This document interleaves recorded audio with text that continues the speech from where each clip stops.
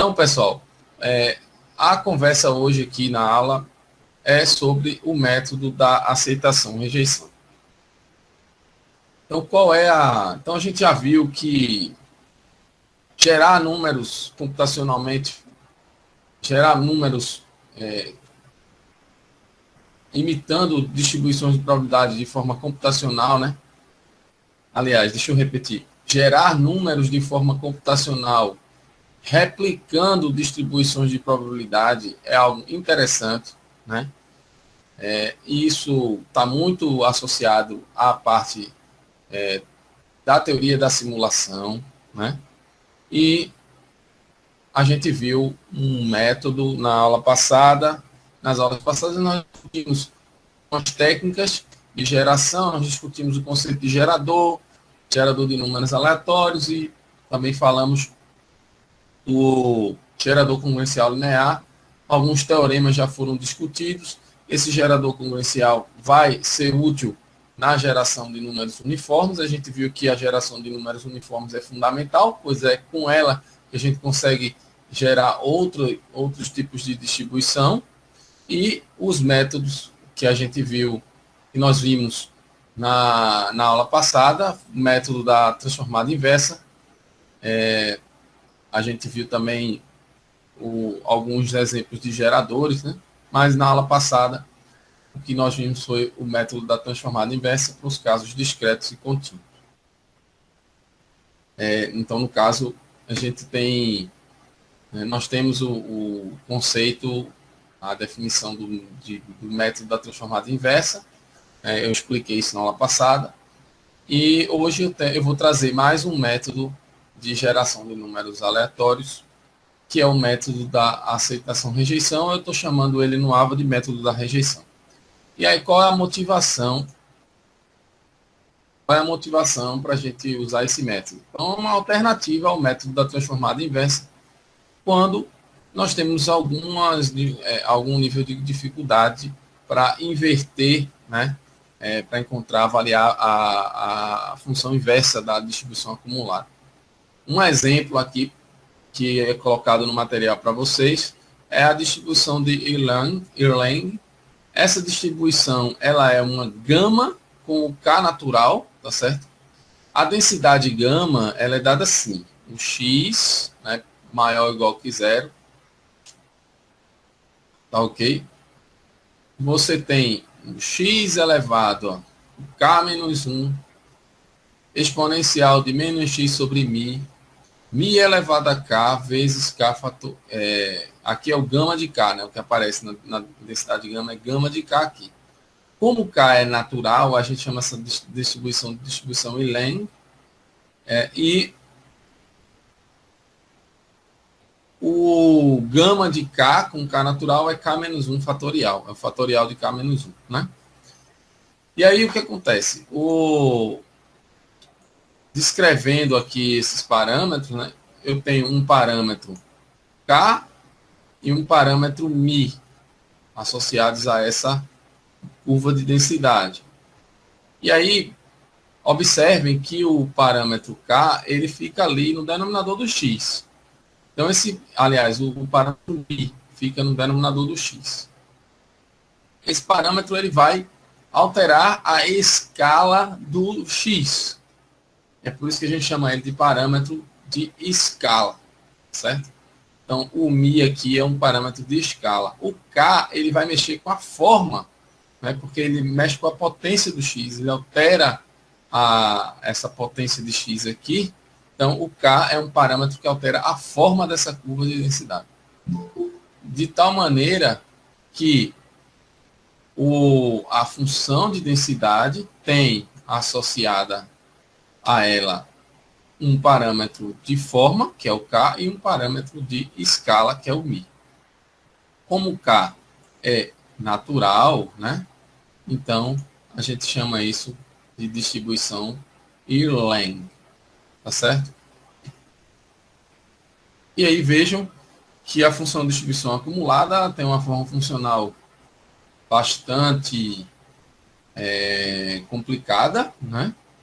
Essa, pelo menos visivelmente aqui, complicada. E imagina a gente fazer a função inversa de algo dessa natureza, né? Com essa natureza. Principalmente quando K é grande, né? Esse número K é grande, esse somatório ele fica cada vez maior, o que dificulta a inversão dessa função de distribuição. Então, nesses casos, uma alternativa é usar o método da transformada inversa, né? Aliás, o método da rejeição, desculpa, é usar o método da rejeição. Então, a primeira coisa que eu vou fazer é definir como é que funciona o método e depois eu vou dizer por que ele funciona. Então, suponha que nós temos um método eficiente para simular uma variável aleatória que tem uma função de densidade Q. E aí eu estou tratando esse Q aqui associado a uma densidade de massa de probabilidade. Então, estou tratando primeiro os casos discretos. Então, suponha que eu consiga gerar a densidade Q, né? E usando esses números gerados, eu posso tomar uma decisão, né, para simular uma outra distribuição de probabilidade que tem massa de probabilidade P. Então, veja, o método da rejeição, ele presume que você tem uma forma de gerar dados seguindo uma outra distribuição, um outro padrão aleatório que não é aquele que você deseja gerar. Então, você primeiro vai gerar esses dados e vai decidir quais desses números vão ser aceitos ou não. Tá certo? Por isso que o método é chamado de método da aceitação-rejeição. Aí, como é feito isso?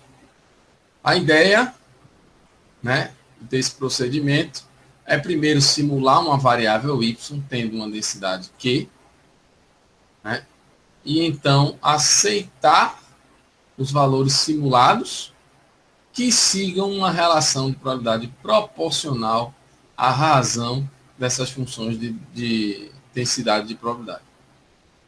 Certo? Então, primeiro que eu quero que vocês entendam é como que funciona o método. Depois eu vou explicar por que ele funciona.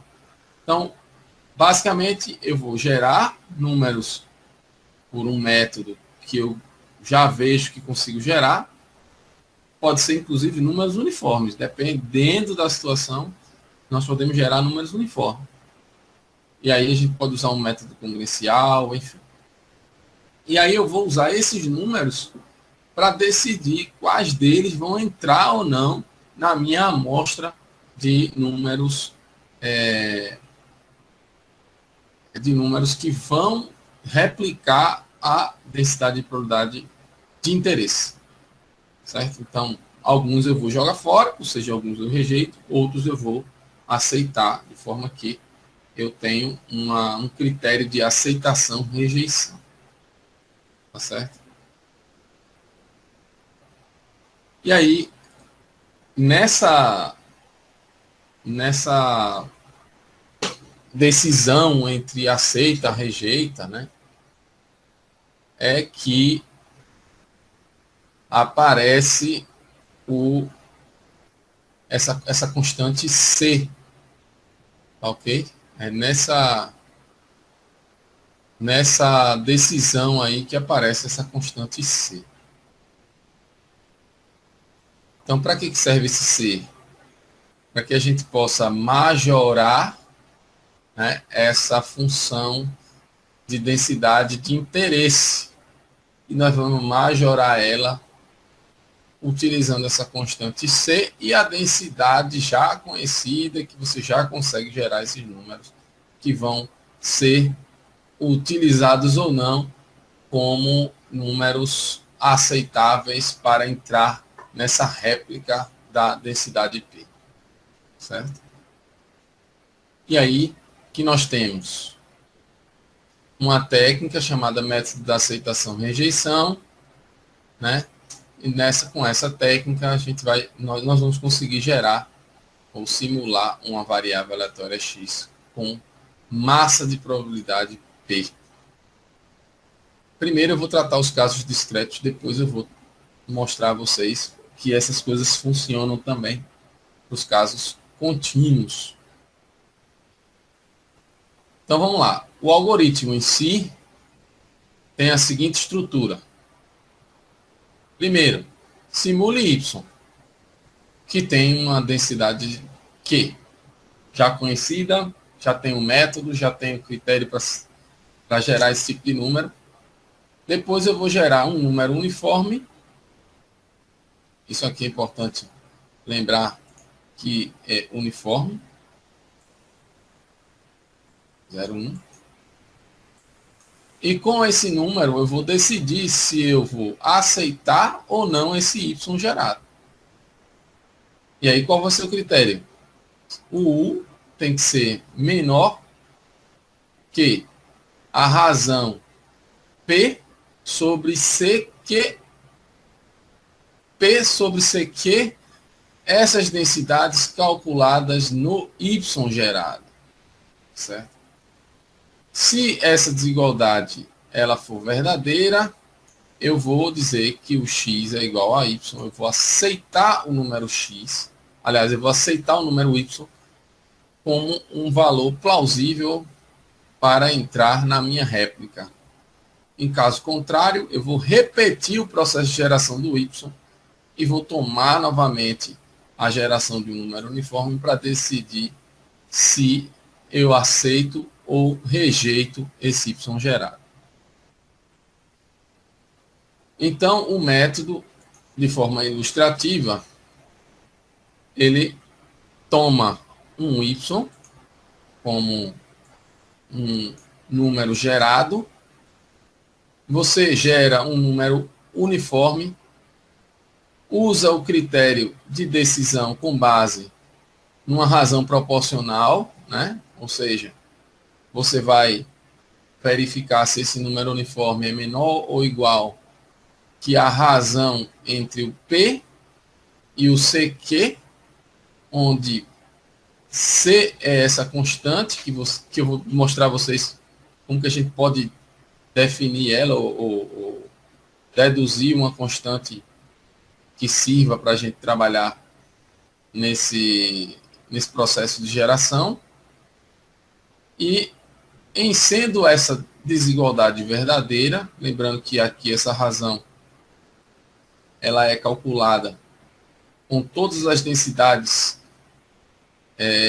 substituídas no y gerado, esse y aqui.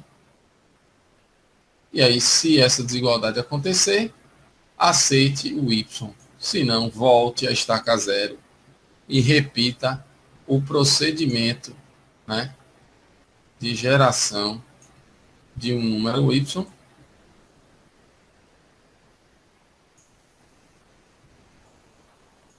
né? Gere um número y, uma densidade conhecida, o método você já tem e sabe como gerar, gera um número uniforme U, decida se esse número uniforme é menor ou igual que o P sobre CQ, se sim, adote o y como um x, se não, volte a estaca zero. Perfeito? Então, essa é a descrição do método da rejeição. Resumidamente, esse é o método. Perguntas?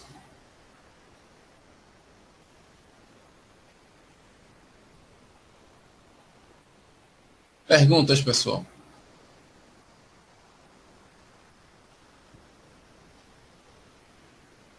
Professor, Oi. o senhor poderia voltar naquela parte, ver? O senhor falou distribuição uniforme e, assim, no método da rejeição, ela tem que ser independente também, né? Porque, assim, tem... É tudo de forma independente, ou seja, o y, certo? Ele é gerado, e esse u que está sendo gerado aqui, ele é gerado de forma independente, ele não tem dependência entre essas variáveis y e u, tá certo? Esse u é gerado de forma independente. Tá ok? Ok, obrigada, professor. Então, esse U não pode ter nenhuma relação com esse Y.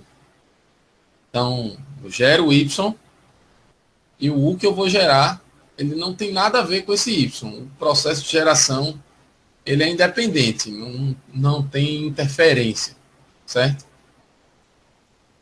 E aí a tomada de decisão, né, é com base nessa independência, inclusive. Pressupõe essa independência, tá certo?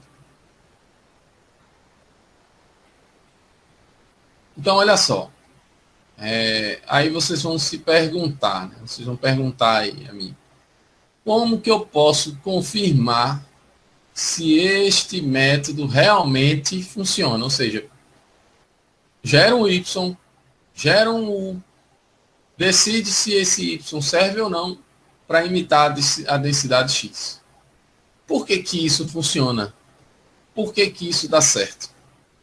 A resposta está num teorema. A resposta é dada por meio do seguinte teorema. Qual que é o enunciado do teorema? O algoritmo da aceitação-rejeição. E aí, nesse teorema, nós vamos tratar primeiro os casos discretos. Depois eu vou fazer a mesma abordagem com os casos contínuos, no caso contínuo. Teorema.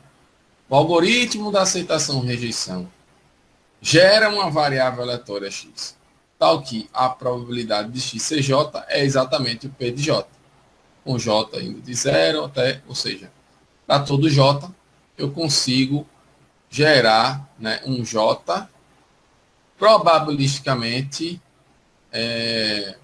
em acordo com a massa de probabilidade π. É isso que o algoritmo diz, que o teorema diz. Adicionalmente, o número de iterações necessárias para se obter x, né? Ou seja, cada tentativa que você faz com o objetivo de conseguir uma amostra para replicar a densidade x, cada tentativa, né? Essa tentativa, esse processo de tentar, né, de busca, de tentativa e erro, né? Ele gera uma espera, né? Até que você gere um sucesso, um número bem sucedido, aceitável, né? Eu tenho uma espera, né? Ou seja, eu tenho uma quantidade de eventos de gerar um número, né, que vai ser ou não aceito. Então você vai ter eventos mal sucedidos antes da ocorrência desse primeiro evento ser bem sucedido. E isso descreve o padrão de distribuição geométrica. Ou seja, você tem que gerar, né, um número você vai ter que fazer um número de tentativas, né?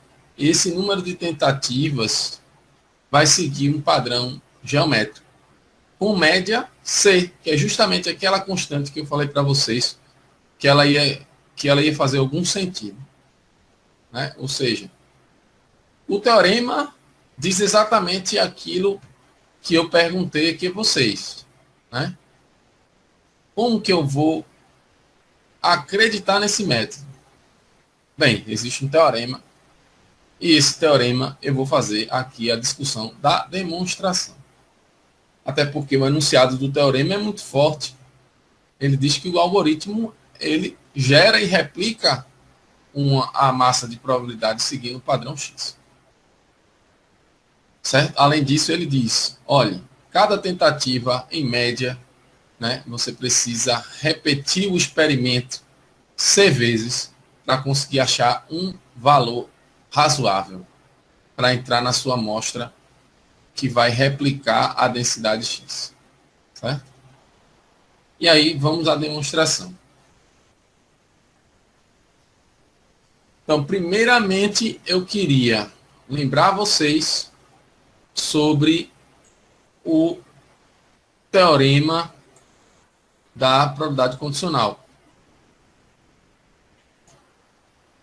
Dados dois eventos, de forma que A está condicional ao B, A dado B, a probabilidade do evento A ocorrer, dado que o B ocorreu, vai ser dada pelo quociente entre a probabilidade da interseção desses eventos com a probabilidade do evento B.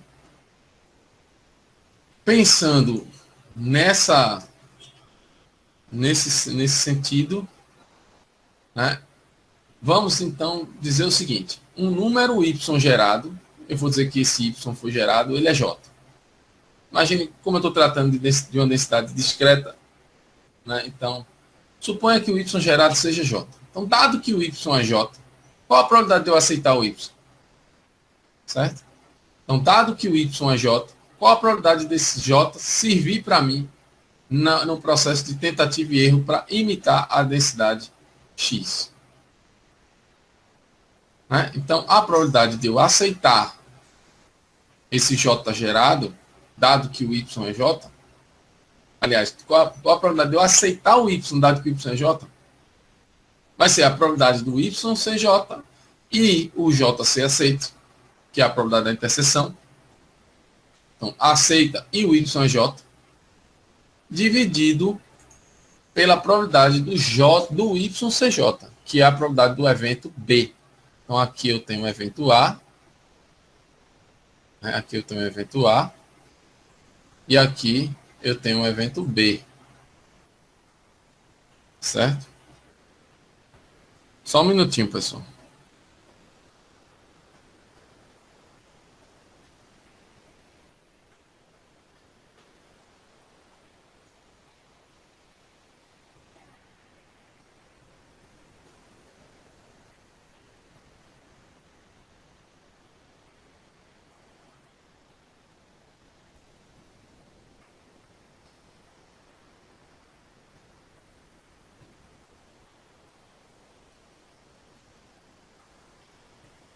Só um minutinho. Então, eu tenho um evento A dado B. Probabilidade de A dado B, A e B, Y é J e J aceito, sobre probabilidade do B, que é a probabilidade do Y ser J.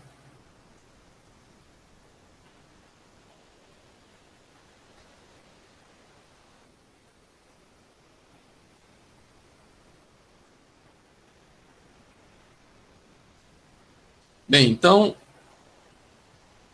vamos ao próximo passo. Então, aquela equação, né? Aquela equação que eu coloquei anteriormente, diz o seguinte: a probabilidade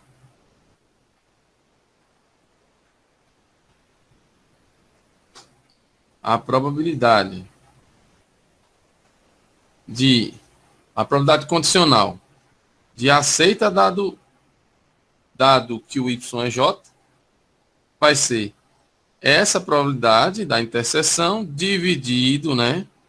Dividido pela probabilidade do y ser j. Tá certo? E aí eu posso escrever essa equação aqui, explicitando aí a probabilidade do y ser j e o j ser AC. Né? De forma que a probabilidade do y ser j é QJ. Isso aqui, eu tenho essa densidade, eu conheço, eu sei qual é a forma funcional aí, né, dessa variável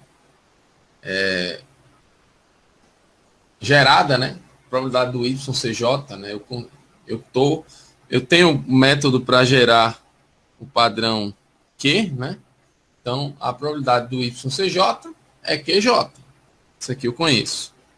E a probabilidade de aceitar, dado que o y é j, aí entra a questão mais interessante. Por isso que tem a questão da independência e etc. Veja, a decisão de aceitar ou não, ela está associada, né, a essa razão aqui. E, na verdade, a essa desigualdade, mais precisamente. Né? Ou seja, eu preciso que essa desigualdade aconteça para eu aceitar, né? Então, a probabilidade de aceitar, dado que y é j, é basicamente a gente olhar, né, se esse valor uniforme, gerado de forma independente, é menor ou igual que o PJ sobre CQJ. Certo? E a probabilidade disso aqui acontecer, né, é um número uniforme. Lembra que é um número uniforme? Aí eu lembro a vocês, a distribuição uniforme, ela tem a função de distribuição acumulada da uniforme é justamente a identidade. Então, o F de X ser menor ou igual que X, desculpa aqui. Então, se X tem distribuição uniforme, o Fzinho de X é exatamente X, né?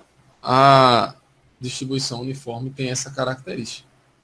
Então, qual é a probabilidade de um número uniforme ser menor ou igual que o PJ sobre CQJ? Lembrando que, quando eu falo PJ,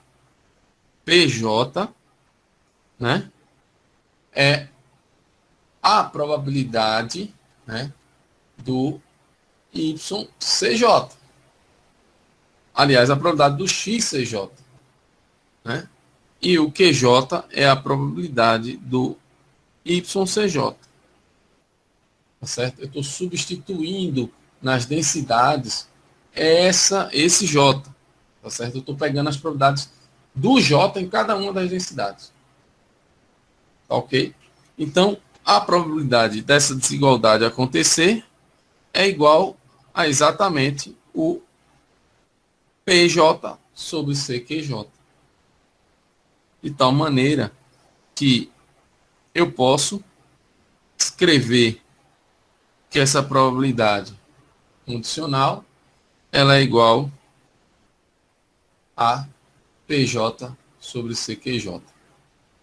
Daqui em diante, é simplificar essa quantidade com essa, né? E o que sobra é que a probabilidade do YCJ e o JC aceito é exatamente PJ sobre C. Bem, e aí agora o que a gente tem que fazer é somar em J, porque o YCJ e o JC aceito pode acontecer para qualquer J no universo de possibilidades da variável Y. Então, o que eu vou fazer aqui agora? Eu vou somar em J para encontrar a probabilidade de aceitar. Certo? Qual a probabilidade de aceite, né, num processo de tentativa e erro como esse? Então, ou aceita para o J igual a 0, ou aceita para o J igual a 1, ou aceita para o J igual a 2, ou aceita, né, varrendo todos os J's possíveis, né? Então, cada probabilidade é PJ sobre C, então eu vou somar em J, PJ sobre C. Então, isso aqui eu posso colocar em evidência 1 sobre C, isso vai ser 1 sobre C, vezes a soma dos PJs.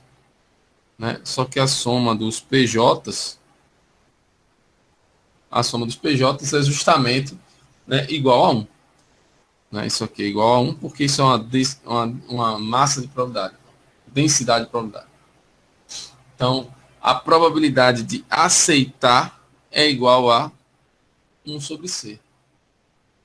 E aí, isso esse processo de tentativa e erro, ele se caracteriza como uma densidade, como uma distribuição geométrica.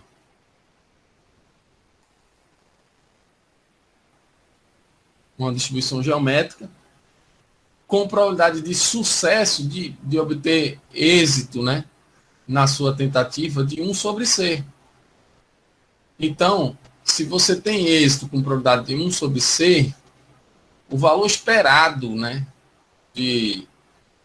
dessa a esperança desse processo tentativo é você esperar ser tentativas para poder você, ou seja, na média, você vai esperar você vai tentar C vezes para conseguir um número bom, certo? Um número proveitoso aí para você colocar na sua réplica. Então, a probabilidade de sucesso é 1 sobre C, enquanto que a probabilidade de sucesso é 1 sobre C, enquanto que o número esperado de tentativas é C. Tá certo? Então, para o caso discreto, já temos aí pelo menos a descrição de que o evento de processo de tentativa e erro segue um padrão geométrico. Agora veja, eu preciso deduzir qual a probabilidade do XCJ. Né? Qual a probabilidade do XCJ? Né? Então, é essa a formulação, é essa fórmula que eu quero deduzir. Se essa probabilidade for igual ao PJ, né, que é o que a gente vai deduzir aqui embaixo, aí está provado que usando essa técnica eu consigo replicar o padrão probabilístico X. Então, olha só. O seguinte fato. X é J, né? Esse X é J, ele pode ser aceito, esse J que foi gerado, pode ser aceito na primeira, na segunda, né, na terceira iteração. Então, o X é J, se ele for J na primeira, ou na segunda, ou na terceira, ou na quarta.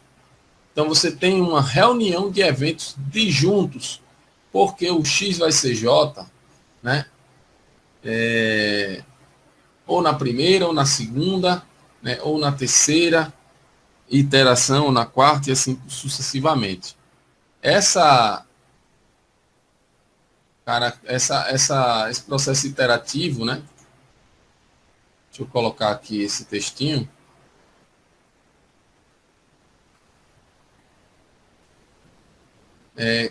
Olha o que tem aqui nesse textinho. Cada iteração resulta de forma independente um valor aceitável com probabilidade de 1 sobre C. Essa é a probabilidade de sucesso. Se estamos em uma tentativa, X igual a J advém da primeira, ou da segunda, ou da enésima iteração.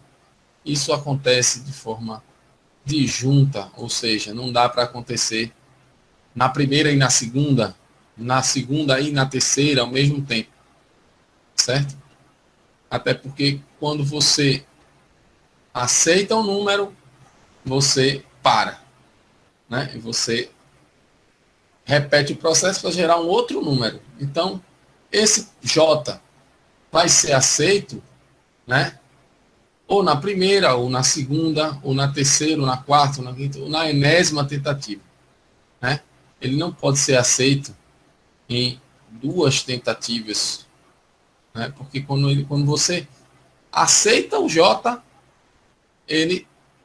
você para. Certo? Você para.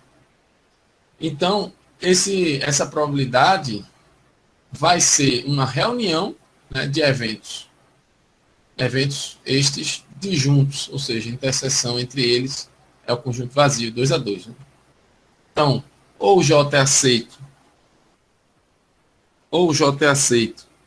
na primeira, ou na segunda, ou na enésima iteração, eu vou somar as probabilidades do J ser aceito na iteração de ordem N.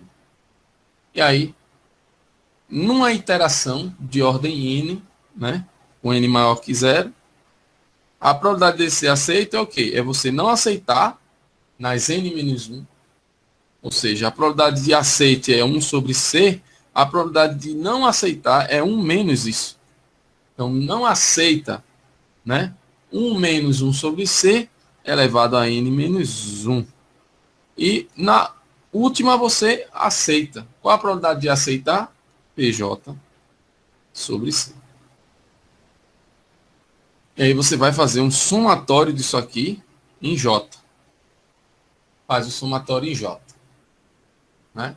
E aí vocês vão perceber que esse 1 sobre C, né?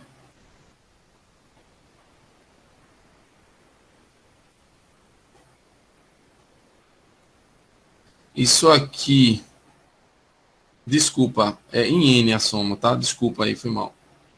A soma é em N, só um minutinho. A soma é em N porque pode ser em qualquer uma dessas iterações.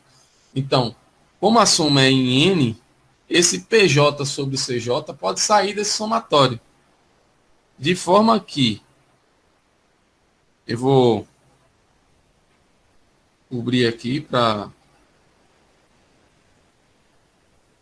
Então, olha só. Eu tenho PJ sobre C vezes somatório em N, né? Esse N é maior que 0 ou maior ou igual que 1? É a primeira, ou a segunda, ou a terceira, enfim, a iteração de ordem N. 1 menos 1 sobre C elevado a N menos 1, certo? E aí, vejam, isso aqui é uma série geométrica de razão 1 menos 1 sobre C, né? Então, qual vai ser o resultado desse somatório? Vou colocar ele aqui.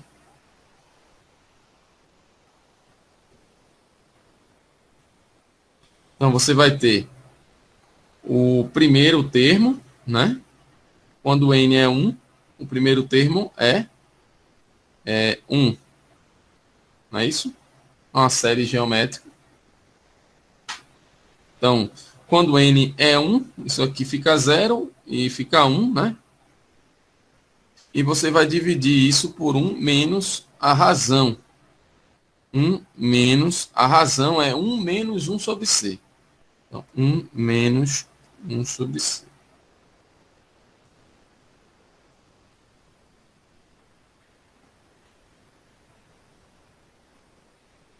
Certo? De forma que essa conta, você vai simplificar esse 1 com esse 1. O que vai sobrar aqui é o inverso de C, tá certo? O inverso de C. Então, essa conta aqui vai dar exatamente o inverso de C, né? 1 sobre o inverso de C, desculpa. Então, essa conta aqui vai dar C, que pode ser simplificado com esse C. O resultado final vai dar o PJ. Tá certo? Pergunta, André.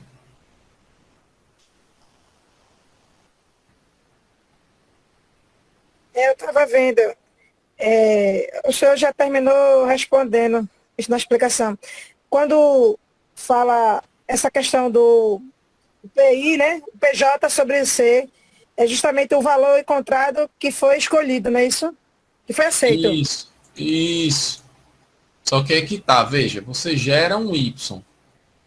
Né, você vai gerar um Y. E esse Y é J. Certo? Porque esse Y é J. Aí agora você vai dizer, ele é aceito ou não. Aí eu deduzi a probabilidade do Y ser J e ele ser aceito. Certo? Ele vai ser aceito como um X.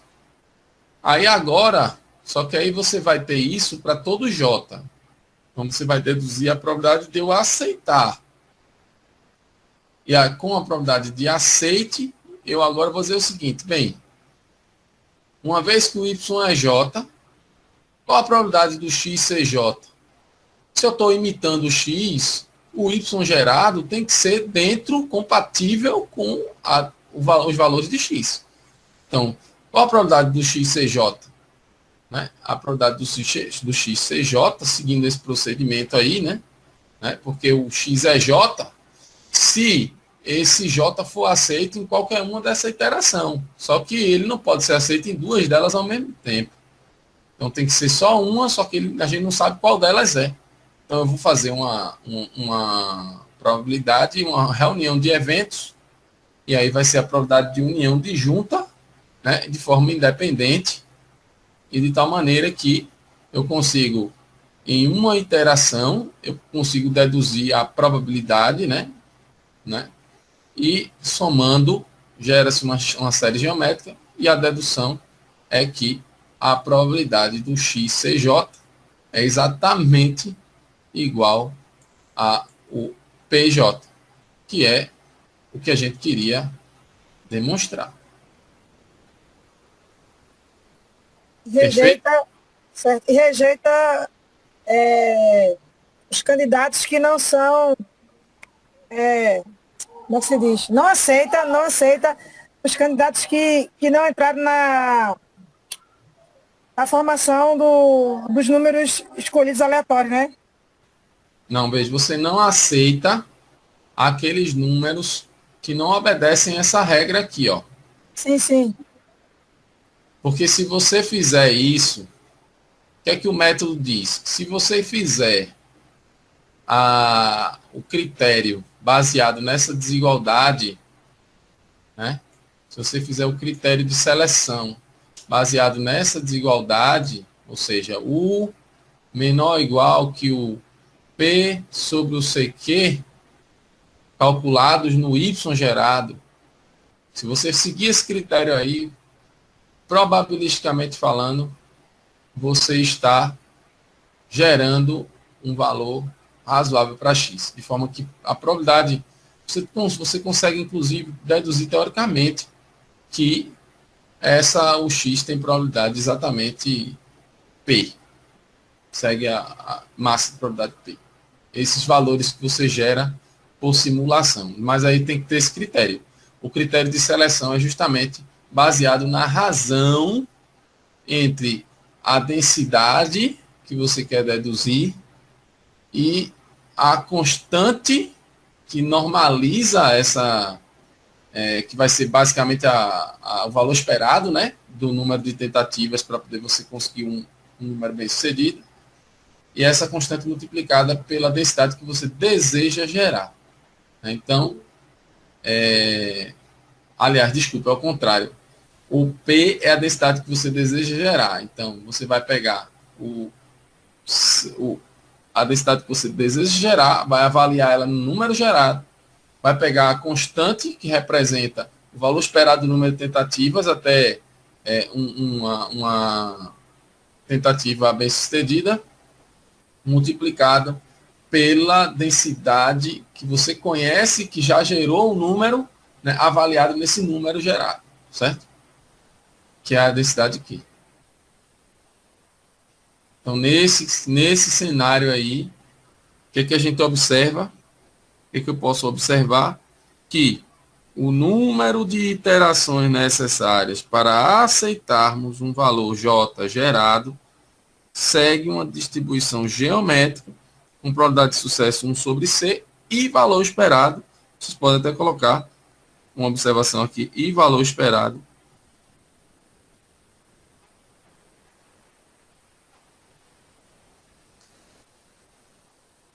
C. Está comentado aqui, tá? Está comentado nessa nuvenzinha. E valor esperado, sim. Tá certo? Professor, Oi. pode-se dizer que esse critério é como se fosse uma lei de formação? Veja, o que é uma lei de formação? Pensando como função. Aí eu quis fazer essa analogia para ver se eu estou entendendo de forma mais correta. Veja, eu não diria que é uma lei de formação, mas eu diria que é um processo de tentativa e erro, onde se consegue, através de um número gerado, você aceitar ele, certo? Se a razão, né, daquelas probabilidades, usando a constante C, for em concordância com a desigualdade com o número uniforme gerado. Então, lei de formação é você dizer que X é f de X. Aliás, se transforma no X num f de X.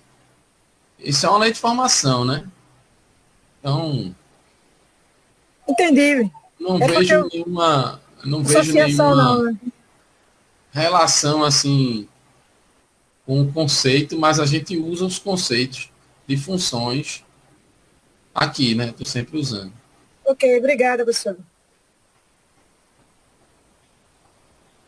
Bem, e aí, para a gente encerrar aqui essa call,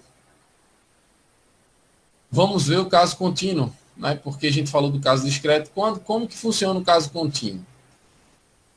Então a pergunta é: quando a variável simulada for contínua, como que funciona?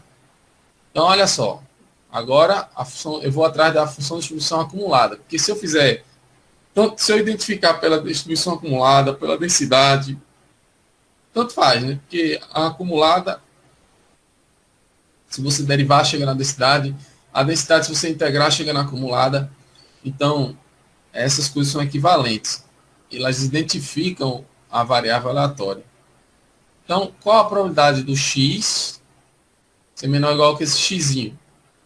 Então, isso vai ser a probabilidade da variável gerada ser menor ou igual que o x, dado que, né, esse u é menor ou igual que o py sobre o qyc. Né? Ou seja, eu tenho que ter um x aceitável. Ou seja, qual a probabilidade de se gerar um x, esse x ser aceitável? Né? E aí vai ser a probabilidade condicional, a probabilidade da interseção, que é a probabilidade da variável y ser gerada, né, e ela ser menor ou igual que esse x, e o u, ou seja, a condição de aceite ser satisfeita, sobre o que é a probabilidade desse evento acontecer, né? A probabilidade de U ser, ou seja, da desigualdade ser verificada. E aí vocês vão perceber que nesse quociente aqui, no numerador, a gente tem, na verdade, uma variável aleatória x, aliás, y, uma variável y e uma variável u, tá certo? E aí é como se fosse uma probabilidade conjunta de, ao mesmo tempo, eu ter o y menor ou igual que o x e o u ser menor ou igual que o p sobre o CQ. Né? Então, isso aqui é uma probabilidade conjunta. Né? Probabilidade conjunta. E aqui no denominador, a probabilidade do u ser menor ou igual que, eu vou até colocar aqui com o meu apagadinho, a probabilidade do u ser menor ou igual que os.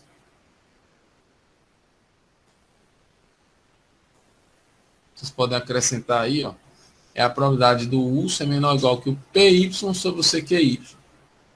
Só que aí veja que essa probabilidade também depende de U e de Y. Só que aqui não existe restrição para o Y, certo? Aqui eu tenho a probabilidade do Y ser real e o U ser menor ou igual que o PY sobre o CQY, certo? Isso é esta probabilidade aqui, tá bom?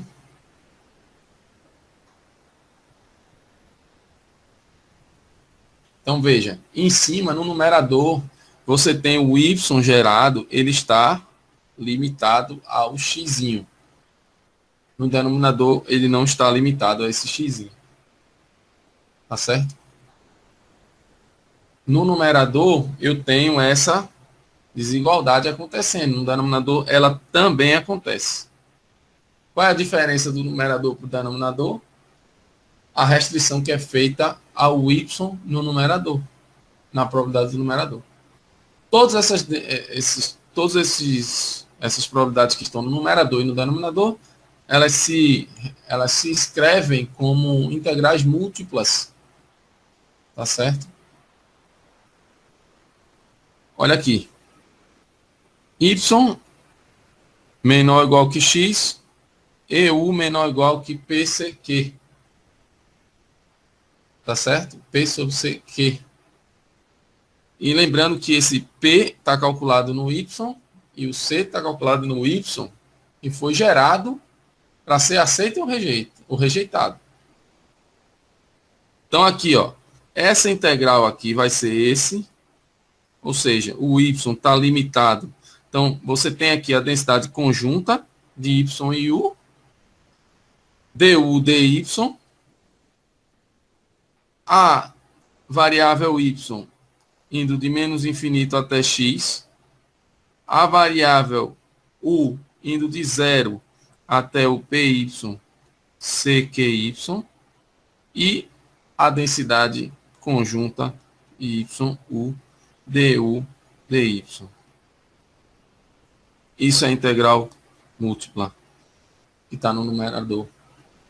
No denominador, qual a diferença? É só esse x aqui que não está limitado. Vai ser mais infinito aqui, né? De tal maneira que no denominador eu consigo reescrever aquela probabilidade. Tudo isso aqui, pessoal, é a probabilidade do x ser menor ou igual que x. Certo? Então, no denominador, qual a diferença do numerador para o denominador? Só esse limite superior aqui do y. Tá certo?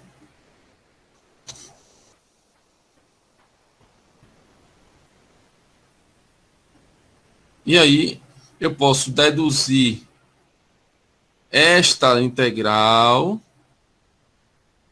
tá certo?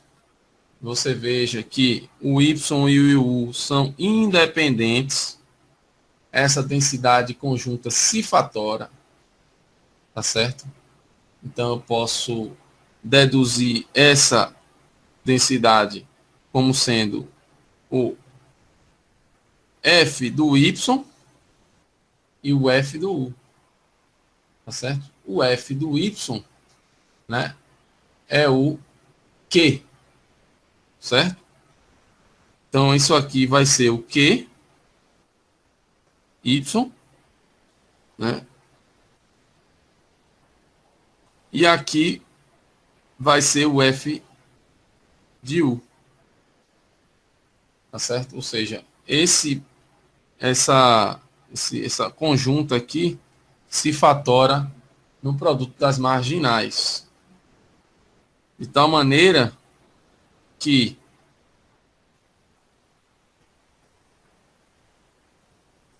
esse miolinho aqui pode ser deduzido aqui,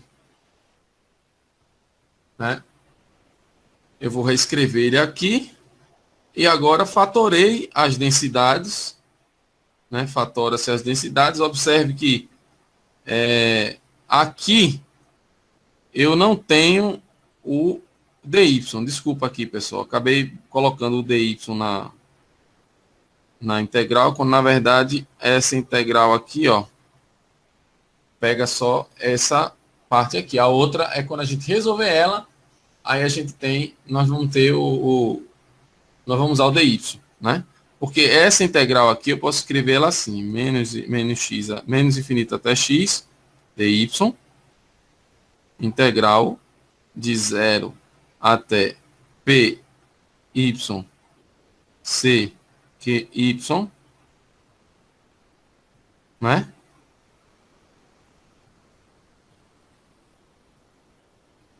C, Q, Y, F de YU, DU. Aí agora eu vou deduzir esta integral que está aqui, vem para cá. Certo? Essa integral que está aqui vem para cá. E eu repeti ela aqui, ó. Observei aqui a independência do y com o u. Q de y não tem nada a ver com esse du, ele sai, né, dessa integral. Então, posso escrever QY vezes integral de 0 PY C QY